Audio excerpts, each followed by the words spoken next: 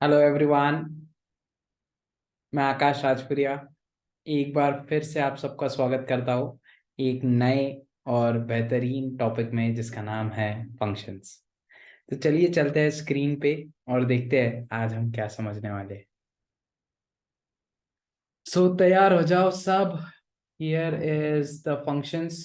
हम पूरा एकदम स्टार्टिंग टू स्क्रैच समझने वाले हैं फंक्शंस। तो let's get started on this. ठीक है ना। अब फंक्शंस क्या है और किस चीज के बारे में। अभी तक हमने कंट्रोल स्ट्रक्चर्स पूरा समझ लिया है, स्टार्टिंग टू एंड पूरा control structures, if and else statement, for loop. मैं लिंक डाल दूंगा प्लेलिस्ट में, अगर आपने नहीं देखा है तो देख लेना। ठीक है, अब है फंक्शंस की बारी। What is the use of functions.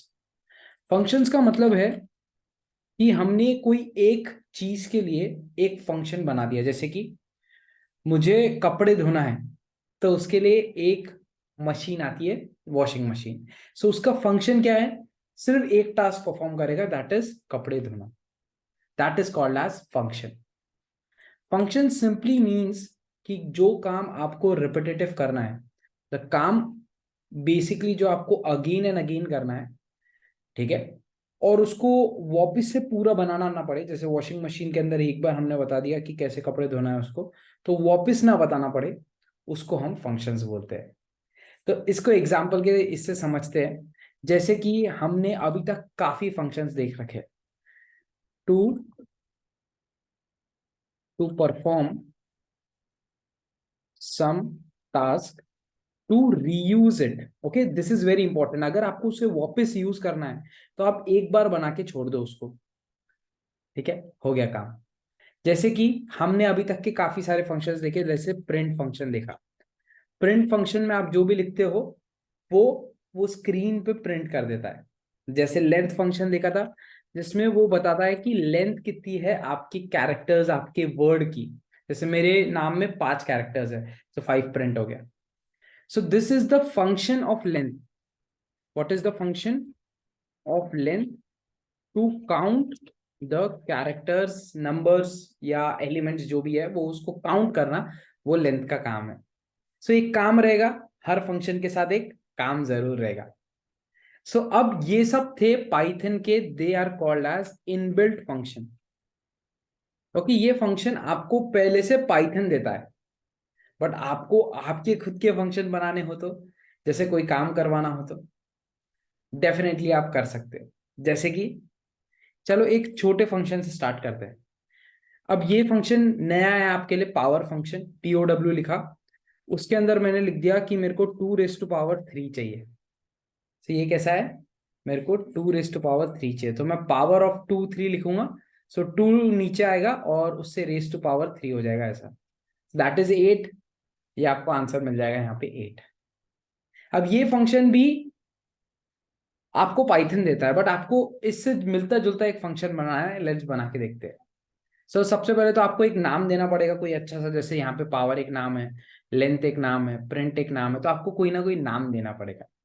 तो डेफ ऑफ कोई भी नाम सोच लो। जैसे मैं स्क्वायर फंक्शन बना रहा हूँ तो मैं स्क्वायर लिख दूंगा। फिर राउंड ब्रैकेट्स, देखो हर फंक्शन में ये राउंड ब्रैकेट्स लगेंगे आपको। ये बताता है कि इनपुट क्या हो जा सकते हैं। बेसिकली इसके अंदर हम क्या पैरामीटर्स डाल सकते हैं, बट बिना उसके भी बना सकते हैं। तो अभी मैं इसके अंदर फिलहाल कुछ नहीं लिखूंगा।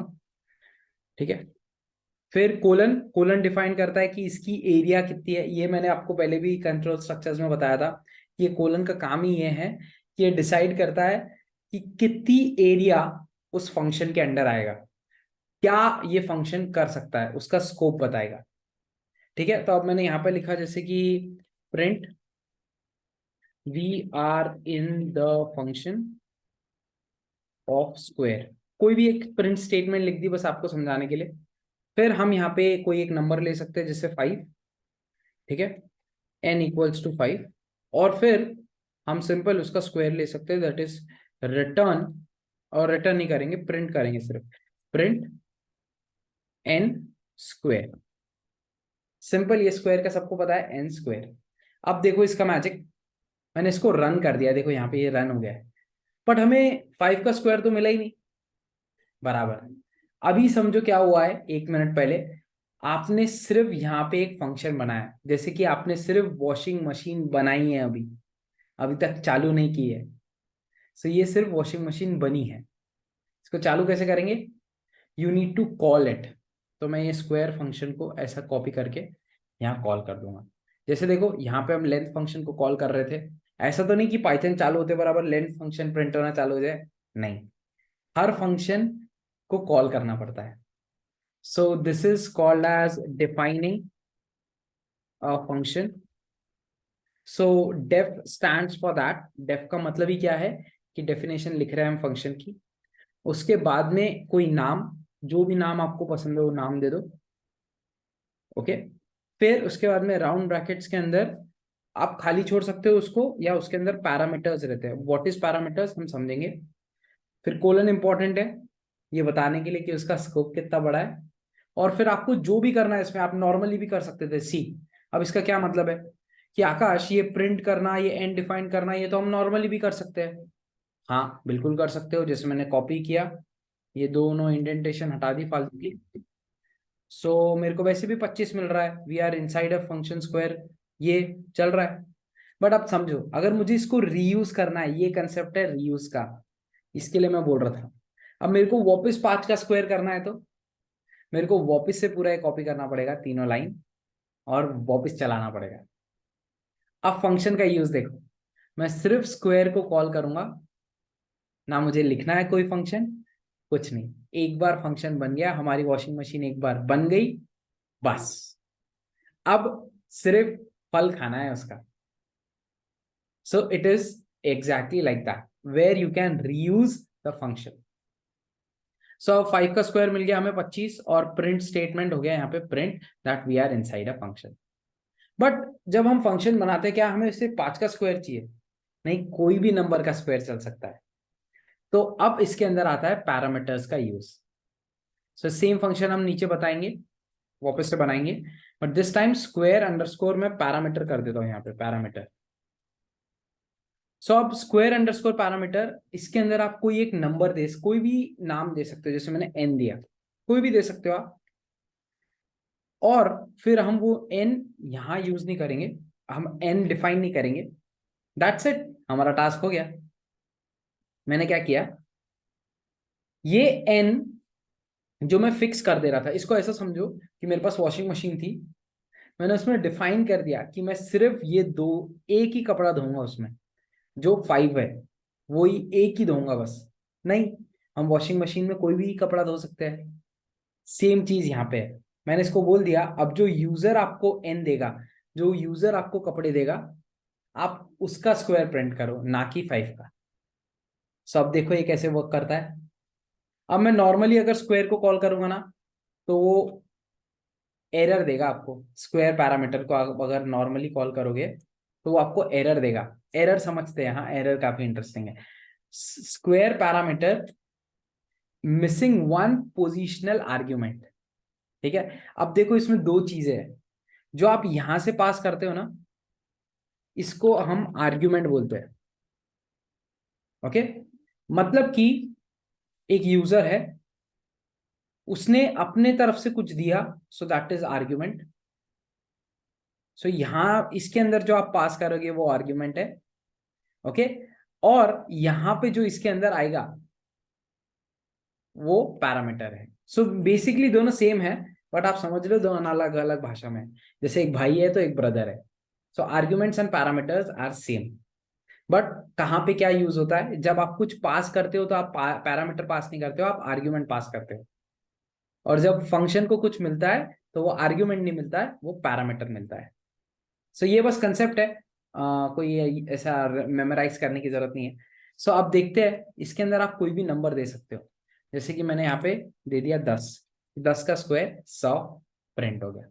अब वो 5 का स्क्वायर नहीं है, आप हर बार जो नया नंबर दोगे, ऐसा समझो कि वॉशिंग मशीन पूरी बन गई है। अब आप जो नंबर दोगे उसके अंदर उसका स्क्वायर मिलेगा। ठीक है, तो अब ये हो गया पूरा फंक्शन का डेफिनेशन, जिसमें हम फंक्शन को डिफाइन करते हैं यूजिंग डेफ। हम बताते हैं कि कितनी एरिया फंक्शन के अंदर है। कंप्यूटर इसको बना के एक जगह रख लेगा बस, इसको चलाएगा नहीं जब तक आप इसको कॉल नहीं करोगे। जैसे वॉशिंग मशीन एक घर में पड़ी है, वो चलेगी नहीं अपने आप जब तक आप बटन ऑन नहीं करोगे। तो बटन ऑन करके उसके अंदर वैल्यू देना है हमें, दैट्स इट। इसको हम फंक्शंस बोलते हैं। अब आप जो फंक्शंस, आप जो भी नॉर्मल कोड अभी तक लिखते थे, आप सब फंक्शंस में लिख सकते हो, ताकि आपको बार बार ना यूज करना पड़े, रीयूज कर सको, आप बार बार लिखना ना पड़े। अब इसमें थोड़े से और कंसेप्ट समझते हैं। सो ये हो गया एन स्क्वायर का। नाउ इसमें हम देखेंगे, आप इफ एन एल्स यूज कर सकते हो इसमें नॉर्मली, जो अभी तक हम देख रहे थे। जैसे कि मेरे को देखना है, अगर यूजर, चलो एक अटेंडेंस सिस्टम बनाते हैं यहाँ पे, एक अटेंडेंस अटेंडेंस सिस्टम, जिसमें हम यूजर को हम देखेंगे total number of days, total days, और हम इसके साथ में देखेंगे वो कितने दिन एब्सेंट था, और हम ये चेक करेंगे इफ उसकी अटेंडेंस 75% के ऊपर है या नहीं है, वो चेक करते हैं। चलो आइए, और इसमें मैं आपको नए नए कंसेप्ट पढ़ाऊंगा ये प्रॉब्लम सॉल्व करते करते। इसमें सबसे पहले अटेंडेंस, हम इसको नाम दे देते हैं, कोई अपने को जो नाम देना है, तो मैंने इसको अटेंडेंस नाम दे दिया, ए स्मॉल रख देते हैं। फिर हम इसमें दो वैल्यू लेंगे यूजर से, नहीं, टोटल डेज तो फिक्स है, so let's keep a total days fix, इसकी जरूरत नहीं है अब। अब टोटल डेज फिक्स है, लेट्स से कॉलेज के अंदर जो टोटल डेज है वो है अराउंड 100 दिन का कॉलेज है। ठीक है, अभी नॉर्मल सिंपल रखते हैं, आप इसको आपके कॉलेज के हिसाब से चेंज कर सकते हो, आपके कॉलेज में जितने दिन है। फिर अटेंडेंस में एब्सेंट, ठीक है, अब एब्सेंट लेट से वो 10 दिन रहा, ये एब्सेंट की वैल्यू जो है वो यूजर देगा, हर यूजर अलग अलग दिन एब्सेंट रह सकता है, तो उसको काउंट देगा टोटल। हम यहाँ पे काउंट लिखते हैं, ठीक है, स्टेप बाय स्टेप समझो। वो काउंट आ जाएगा, हम एब्सेंटी में डाल देंगे वो, कि इतना काउंट ये एब्सेंट था। अब हम प्रेजेंट डेज निकाल सकते हैं, what is present days, total days में से एब्सेंट डेज अगर माइनस कर दिए तो वो प्रेजेंट आ गया। तो देखो कैसा किया हमने, समझो 100 दिन की कॉलेज है, उसमें से हमारे पास गजोदर है, लेट्स से कि गजोदर सिर्फ 15 दिन एब्सेंट था, ठीक है, तो वो 15 दिन यहाँ पे स्टोर हो जाएगा एब्सेंटी में। अब 100 में से हमने वो 15 माइनस कर दिया, टोटल माइनस एब्सेंट, ठीक है, तो ये आ गया 85, ही वॉज प्रेजेंट 85 डेज।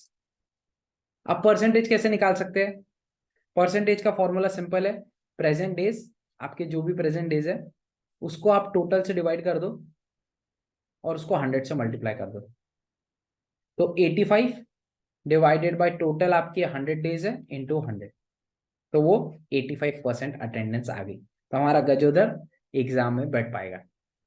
इसको चला के देखते हैं पहले।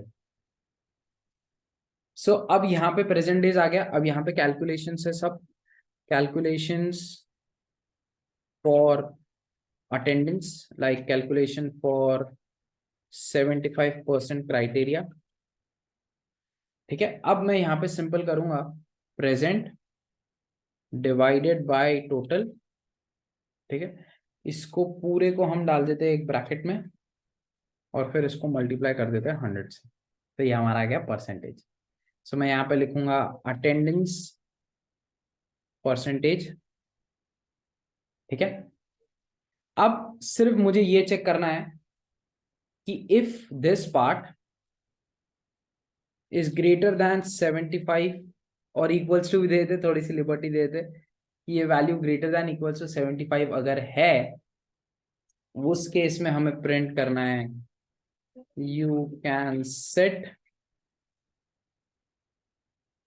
You can set for exam, okay, या तो फिर हम एल्स लिख देंगे कि भाई else print you do not have enough percentage attendance, okay, ठीक है, मैं कोई भी स्टेटमेंट लिख रहा हूँ, आप बराबर लिख सकते हो, ठीक है। हम बाद में अटेंडेंस भी प्रिंट करा देते हैं उनकी, कि उसकी एग्जैक्ट अटेंडेंस कितनी आई है, तो यहाँ पे कॉमा देके ये अटेंडेंस प्रिंट करा दिया। अब ये पुराने प्रिंट्स की जरूरत नहीं, हटा दिया सब। अब देखो इसको लाइन बाय लाइन समझो क्या हो रहा है। मैंने जो पूरा प्रोग्राम है वो गैप के साथ लिखा है, मतलब ये पूरा का पूरा प्रोग्राम अटेंडेंस के अंदर आता है, ठीक है, पूरा प्रोग्राम अटेंडेंस के अंदर आता है। नाउ इसके अंदर हमने एक चीज देखी कि हम सिर्फ एक वैल्यू यूजर से ले रहे हैं। अब इसका काफी इंटरेस्टिंग थिंग है, वो समझते जाना आप, काफी मजा आएगा। सो मैं यहाँ पे लिख रहा हूं जस्ट प्रिंट, बाहर लिख रहा हूं, ध्यान रखना, print welcome to attendance system. ठीक है, अब देखो मैंने ये प्रोग्राम रन किया, बट सिर्फ ये प्रिंट वेलकम प्रिंट हुआ। क्यों ये प्रिंट हुआ? क्योंकि ये फंक्शन के बाहर है। ये फंक्शन को हमें कॉल करना पड़ेगा। लेट्स से हमारा गजोदर भाई कॉल कर रहा है इसको, अटेंडेंस उसकी सिर्फ 40% है, 40 डालते हैं। सो अब ये काउंट में 40 गया, पहले रन करके बता दो। ठीक है, अब ये बोल रहा है टोटल इज नॉट डिफाइंड, क्योंकि हमारा टोटल डेज यहां से आना चाहिए था, ये यहाँ पे हमने डाल दिया। ठीक है, अब देख, you do not have enough attendance, उसकी अटेंडेंस 60% है सिर्फ, क्योंकि 40 दिन एब्सेंट है तो 60% की अटेंडेंस हो गई। सो वो उसने कैलकुलेट कर दिया। अब कोई नया बच्चा आएगा, उसकी अटेंडेंस भाई 80 82 है। So you do not have enough attendance. अब ये एब्सेंटी है, ये ध्यान रखना, ये एब्सेंटी नंबर है। ठीक है, how many days you were absent, इसका नंबर है ये। नहीं तो मैं अभी कंफ्यूज हो गया था, मैं लगा 82 वाले को भी बाहर कर दिया इन्होंने, नहीं। एक नया बंदा रखते हैं जिसको, जिसने सिर्फ 10 दिन छुट्टी ली है, 90% attendance, so you can sit for exam. अब इसको समझते हैं क्या हो रहा है इधर। अब जो भी नंबर देंगे, ओके, जैसे कि मैंने दिया 40, so this 40 would go inside this count. अब काफी इंटरेस्टिंग कंसेप्ट है, इसको समझो। आप जो भी वेरिएबल इसके अंदर बनाते हो, आप जो भी वेरिएबल फंक्शन के अंदर बनाते हो, उसको लोकल वेरिएबल बोलते हैं। लोकल वेरिएबल मींस आपने जैसे ये फंक्शन बनाया, आपका ये कंप्यूटर है, ठीक है, उस कंप्यूटर में एक फंक्शन बन गया, अटेंडेंस नाम का एक फंक्शन बन गया। अब आप जो भी इस फंक्शन के अंदर करोगे, जैसे कि मैंने टोटल डेज इक्वल्स टू 100 किया है, अब अगर मैं टोटल डेज प्रिंट करने की कोशिश करूंगा ना, देखना आप, मैं यहां पे लिखता हूं प्रिंट टोटल डेज। सो वो बोलेगा कि total days is not defined, spelling भी राइट है, देखना पूरी स्पेलिंग राइट है। So it would say that कि टोटल डेज डिफाइंड ही नहीं है। क्यों ऐसा? इसी को कहते हैं local variable. Local variable means that कि अब इसके अंदर, लोकल मतलब कि अपने एरिया में सिर्फ, मुझे बाहर वालों से लेन देन नहीं है, लोकल है सब। ठीक है, तो अब जो भी आप इसके अंदर बनाओगे, ये फंक्शन के अंदर, जैसे टोटल डेज, ये ऐसा समझो कि ये इसका एक सेपरेट कंप्यूटर है, उसके अंदर उसने टोटल डेज बनाया, जो भी कैलकुलेशंस थी वो किया, जैसे काउंट आया, वो काउंट को हमने एब्सेंट में डाल दिया, वो एब्सेंट भी अब एक लोकल वेरिएबल है। ठीक है, फिर हमने प्रेजेंट निकाला, वो भी एक लोकल वेरिएबल है, उसको मतलब आपके नए कंप्यूटर को, आपके कंप्यूटर को कुछ नहीं पता कि एब्सेंट क्या है प्रेजेंट क्या है, क्योंकि ये सब लोकली हो रहा है। ओके, ये सब लोकली हो रहा है। सो फॉर एग्जाम्पल ऐसा समझते हैं कि अमेरिका है, अब अमेरिका को ये सब चीज पता है कि ग्लोबली क्या हो रहा है। जैसे कि इंडिया एग्रीकल्चर सेक्टर में बूम कर रहा है, इंडिया वर्किंग कैपिटल में बूम कर रहा है, ये सब ग्लोबल चीजें हैं। बट अमेरिका को ये नहीं पता कि मेरे पड़ोस में क्या चल रहा है। ठीक है, वो सब चीज लोकल है। एग्जैक्टली लाइक दैट, ये सब क्राइटेरिया पूरा लोकल है, ये सब वेरिएबल्स लोकल है। ये आपके नए कंप्यूटर को या ये कंप्यूटर को नहीं पता इन सब का। ये यहीं पे बनेंगे, यहाँ पे इनका कैलकुलेशंस होगा पूरा, और ये यहीं खत्म हो जाएंगे। दैट्स इट, ये आपको प्रिंट करके दे देंगे, बट इसके बाहर कुछ भी नहीं रहेगा। जैसे आप अटेंडेंस प्रिंट करा के देख सकते हो, जैसे कि अगर मैंने ये फंक्शन के बाद में ही तुरंत इसको नीचे लेते हैं, और मैंने यहाँ पे अगर मैंने अटेंडेंस प्रिंट कराया बाहर, ठीक है, ये सब अंदर था, सो अटेंडेंस प्रिंट हो गया। बट ये सेम स्टेटमेंट उठा के अगर मैं बाहर डाल दूं, सो वो इनफ इमीडिएटली बोलेगा कि attendance percentage is not defined, क्योंकि ये यहां बना और यहीं खत्म हो गया। इसको अगर आपको ग्लोबल बनाना है ना, तो उसका काफी बढ़िया तरीका है, देखो मैं यहां पे सिर्फ लिख दूंगा ग्लोबल, और लेट्स से टोटल डेज को ग्लोबल बनाते हैं हम, बस दैट्स इट। इतना इजी है, एक ग्लोबल लिखना है, उसको बोलना है कि भाई अभी लोकल से ग्लोबल चल जा, दैट्स इट। अब देखो डिफरेंस देखो, ये वाला हटा दूंगा मैं line, welcome to attendance system. अब अगर मैं टोटल डेज प्रिंट करूंगा ना तो मेरे को एरर नहीं देगा, देखो यहाँ दे रहा था। अब मैं प्रिंट करूंगा टोटल डेज तो बोलेगा क्यों नहीं, मैं बता देता हूँ। 100 इज द टोटल डेज, एक मिनट, उसने प्रिंट नहीं किया, क्यों नहीं किया, just a second, total days.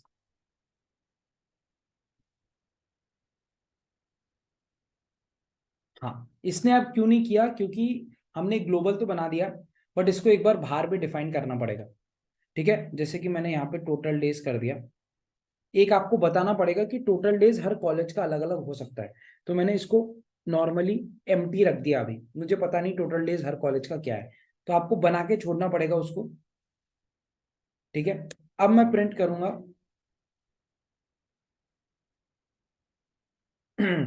ठीक है, इसमें एक स्मॉल मिस्टेक है, मैं समझ में आ गया मुझे कि क्या हो रहा है, ये बनाने की भी जरूरत नहीं है, इसको कट करना पड़ेगा यार, शिट। तो कहाँ से काटेंगे इसको, अटेंडेंस सिस्टम, ठीक है, यहाँ से वापस से वर्क करते हैं। ठीक है, ग्लोबल 20 डेज कर लिया, टोटल डेज। अब मैंने इसको प्रिंट करा दिया, welcome to attendance system. But ये प्रिंट कराने से पहले, ठीक है, ये प्रिंट कराने से पहले मेरे को इसको कॉल करना पड़ेगा। अगर मैं कॉल करूंगा तभी ये डिफाइंड होगा ना, तो मैं काउंट में यहाँ पे 45% दे दूं। अब देखो, you don't have enough attendance उसने बोल दिया, बट हम टोटल डेज भी अब प्रिंट करा सकते हैं। सेम चीज हम पहले नहीं करा सकते थे, पहले एरर मिल रहा था। ठीक है, हमने सेम ट्राई किया था, बट अब हमने उसको ग्लोबल बना दिया, कि उसको बोल दिया कि अब जो भी तेरे पास जो वैल्यू है वो पूरे कंप्यूटर के लिए वैलिड है, so that is a global value. So in this way आप कोई भी वेरिएबल को ग्लोबल या लोकल कर सकते हो, उसका स्कोप उस फंक्शन के बाहर लेके जा सकते हो, जैसे कि ये टोटल डेज को मैं लेके चले गया हूँ। बट आपको उसके लिए फंक्शन को कॉल करना पड़ेगा। समझना, अगर आप फंक्शन को कॉल नहीं करोगे तो ये फंक्शन, ये वेरिएबल कभी बना ही नहीं है उसने, ना कभी ग्लोबल देखा है। अब इसको ऐसा समझो कि मैंने ये फंक्शन को कॉल ही नहीं किया, तो कंप्यूटर ने आपके कभी ग्लोबल देखा ही नहीं, कभी टोटल डेज ही नहीं देखा, कुछ भी नहीं देखा। सो कॉल करो और फिर वो ग्लोबल बन जाएगा। ये है आपका फंक्शंस। इसमें एक और चीज समझेंगे हम, ये अटेंडेंस सिस्टम हमने पूरा बना लिया। अब हम समझेंगे इसमें एक कंसेप्ट है रिटर्न का। मेरे को ये जो वैल्यू है अटेंडेंस परसेंटेज, ये कहीं पे स्टोर करके रखनी है। अभी तक तो सिर्फ प्रिंट करा रहे थे, अब मुझे इसको स्टोर करके रखना है। अब इसमें डिफरेंस देखना, एक नया कीवर्ड आ रहा है आपके पास, रिटर्न। रिटर्न, सो रिटर्न क्या करता है इसको समझते हैं। सो जैसे कि मैंने आपको बताया, हर function, every variable is a local variable. अब यहाँ पे हर वेरिएबल लोकल है instead of this total days, क्योंकि हमने उस एक वेरिएबल को ग्लोबल किया है। सो टोटल डेज ग्लोबल है, एब्सेंट ग्लोबल नहीं है, ये लोकल वेरिएबल है। अब ये जो है इसको मैं यहाँ से कट करके यहाँ रख देता हूँ, ये लोकल वेरिएबल है, ये लोकल वेरिएबल है। अटेंडेंस परसेंटेज ये भी लोकल वेरिएबल है। तो अगर मैं ये फंक्शन रन करने के बाद में, अटेंडेंस चेक करने के बाद में, अगर मैं टोटल डेज प्रिंट करूंगा तो मेरे को आंसर मिल जाएगा। बट अगर मैं अटेंडेंस परसेंटेज प्रिंट कराऊंगा तो आंसर नहीं देगा, वो बोलेगा नहीं डिफाइंड है। बट मेरे को उसको स्टोर करके रखना है, मेरे को ये देखना है कि गजोदर का अटेंडेंस परसेंटेज क्या है, कि अगर वो मुझे 6 महीने बाद, 10 महीने बाद, 20 महीने बाद पूछे तो मैं बता सकूं। सही है।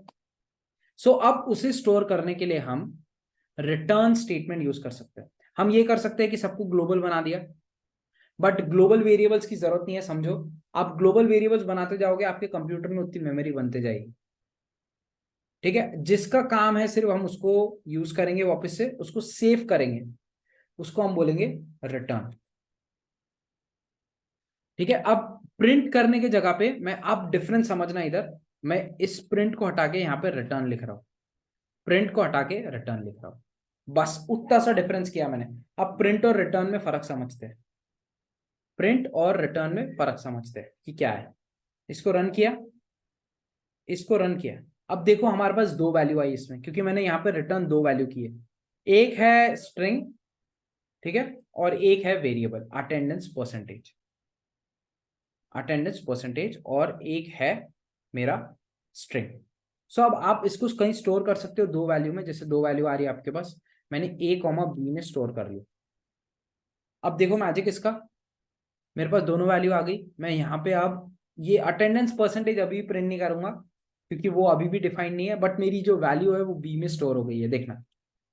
सो ए में you don't have enough attendance, और बी में मेरे पास उसके परसेंटेज सेट हो गए। जो मेरा 55% आ रहा था अटेंडेंस, वो मैंने बी में स्टोर करा लिया। अब प्रिंट क्या करता था?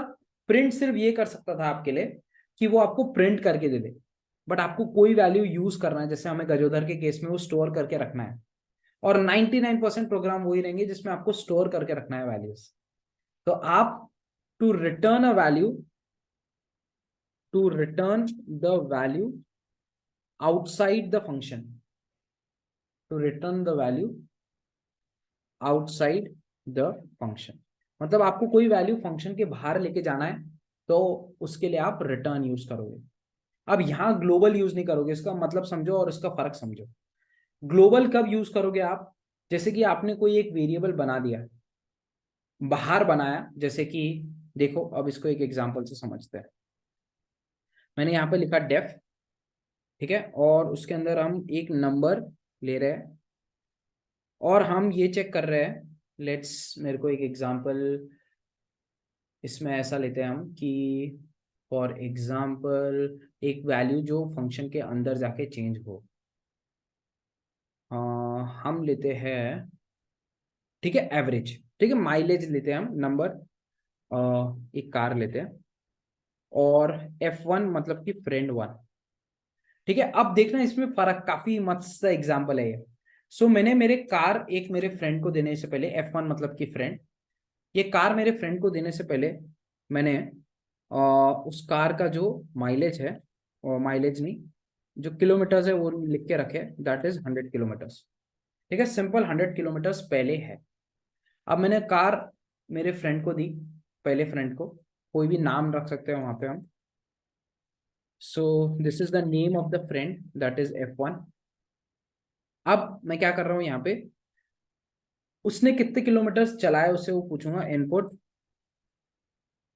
या तो फिर हाँ सिंपल उसको नाम एंटर करने बोलूंगा और number of kilometres he drove. So drive यहाँ पे लिख दूंगा, और जो भी हमारे किलोमीटर्स है उसको किलोमीटर्स प्लस ड्राइव करूंगा। मैं एक्सप्लेन करता हूँ एक एक चीज, पहले मैं यहाँ पे ग्लोबल कर दूंगा किलोमीटर को, ग्लोबल किलोमीटर, ठीक है। अब ये हो गया ग्लोबल किलोमीटर, यहाँ पे ये वैल्यू आ गई, इसको मैंने ग्लोबल कर दिया, किलोमीटर यहाँ पे आ गया। बस दैट्स इट ना। अब यहाँ पे समझते हैं कि ग्लोबल कहाँ यूज करना और रिटर्न कहाँ यूज करना। पहले इसको रन करके बताता हूँ। हमें नाम की जरूरत नहीं है तो नाम हटा देते हैं अभी के लिए, फिलहाल कोई भी फ्रेंड हो सकता है वो, ठीक है। पहले इसको चला के बताता हूँ मैं आपको।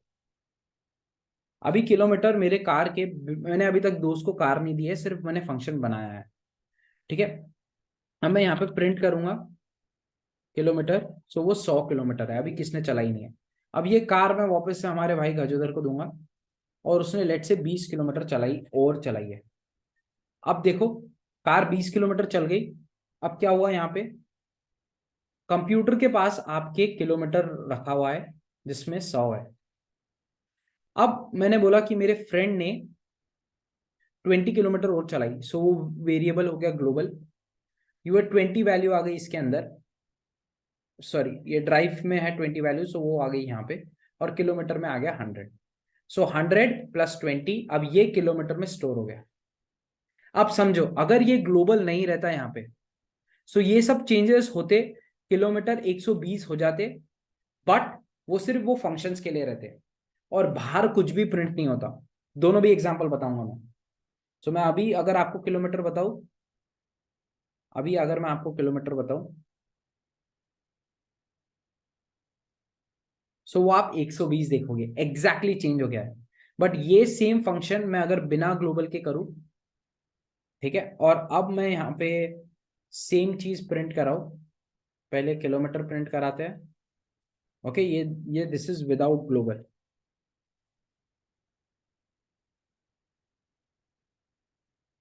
काफी बड़ा वीडियो हो गया। ठीक है, अब है 100 किलोमीटर, ये विदाउट ग्लोबल है, और इसको मैं वापस रन करूंगा। तो अब देखना, local variable KM referenced before assignment. अब वो क्या बोल रहा है, ये एरर समझना। वो बोल रहा है कि मुझे किलोमीटर पता ही नहीं है, ये लोकल वेरिएबल है। सो हम यहाँ पे किलोमीटर को, लेट से किलोमीटर को अंदर भी 100 कर देते हैं फॉर एग्जाम्पल राइट नाउ, क्योंकि वो बोल रहा है कि मुझे लोकल वेरिएबल KM पता ही नहीं है क्या है। सो मैंने उसको 100 कर दिया। अब वो अंदर ही अंदर उसको 120 कर रहा है, बट बाहर कुछ नहीं भेज पा रहा है। देखो, अब बाहर आया कुछ नहीं आया। 20 किलोमीटर चलाने के बाद में आपका कार बोल रहा है कि 100 किलोमीटर ही चलिए। सो ये यूज है ग्लोबल का, जब आपको कोई चेंज ग्लोबल मिलना हो। ठीक है, जैसे कि एक बार हमने बाहर डिफाइन कर दिया और बार बार चेंज करना है अंदर फंक्शंस में, तो आप ग्लोबल यूज करोगे। बट आपको कोई चीज सेव करके रखनी है, तो आप रिटर्न यूज करोगे। तो आप रिटर्न और ग्लोबल दोनों यूज कर सकते हो, जिसमें आपको चेंज भी करना है और सेव भी करना है, आप दोनों चीज कर सकते हो।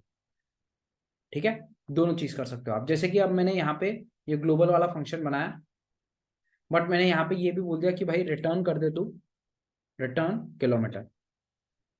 ठीक है, तो अब मैं इसको रन करूंगा, मैं कार ड्राइव यहाँ पे करूंगा, और इस बार मैं इसको कोई वैल्यू को स्टोर कर लूंगा रिजल्ट में, या तो कोई इसका नाम पे सेव कर सकता हूँ, जैसे गजोदर इक्वल्स टू दिस। सो अब देखना, अब जब गजोदर कार चला के आएगा तो गजोदर में 120 स्टोर हो जाएगा। तो कोई चीज स्टोर करना है तो रिटर्न यूज कर लेना, दैट्स इट। सो ये थे फंक्शंस की काफी चीज, थोड़ी बहुत चीजें। इसमें और चीजें हैं वो मैं आपको समझाऊंगा, बट ये वीडियो ऑलरेडी काफी लंबा हो गया। सो इसको यहीं एंड करते हैं। हम नेक्स्ट वीडियो में देखेंगे कि कीवर्ड्स आर्ग्यूमेंट्स क्या होते हैं, कैसे बनाना, उसको कैसे लिखना, वो सब देखेंगे।